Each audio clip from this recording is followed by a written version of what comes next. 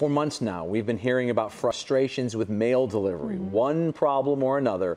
But this story really caught our eye. A postmaster at a large suburban facility accused of vanishing for hours at a time, coming and going as he pleases. After a tip from a viewer, CBS 2 investigator Dave Savini started tracking this federal employee. And what did you find, Dave? Kate and Rob, we followed this postmaster's moves from early morning until the end of the workday, watching as he left work for home and stayed there for hours at a time.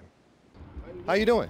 Good. How you doing? I'm doing fine. Meet Postmaster Ronald Weddington. He's paid to run and keep a watchful eye on the entire branch of the U.S. Post Office in Northbrook. But who's keeping an eye on him?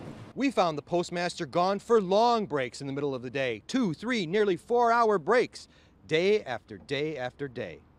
Over a period of a few weeks, our surveillance cameras repeatedly found him pulling into work around 9 a.m. and out the door by 11. On the go.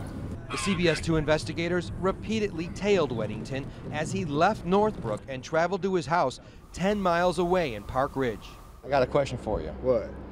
On day one, we watched him as he left the post office at 10:45 a.m., stopped for fast food, and then headed home. He returned to work nearly 4 hours later at 2:30 and then left again at 3:15. Why are you home so much? No, I'm not home a lot. Day two, he was in at 9:15 a.m. and then he left his federal post at 11:05. After a brief stop at a bank, he headed home. 3 hours after being gone, he returned to work at 2:15 p.m. and then left again at 4:39.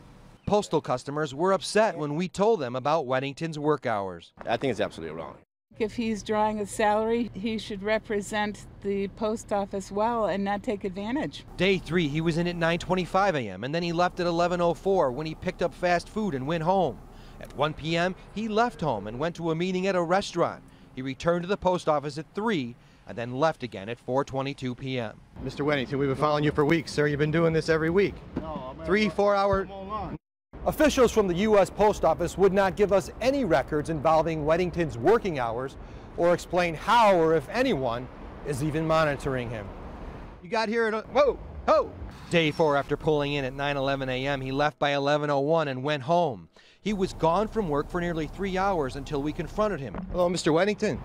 Just before 2 p.m. Why don't you just stop and answer some of the questions? He then quickly drove back to work where a CBS 2 producer was waiting.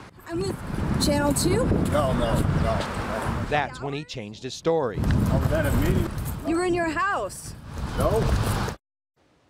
A spokesperson for the U.S. Postal Service declined our request for an interview. Instead, we were told that postmasters are allowed to work irregular schedules in order to fulfill their many responsibilities. The spokesperson would not tell us how postmasters are scheduled or if anyone is keeping track of how many hours worked.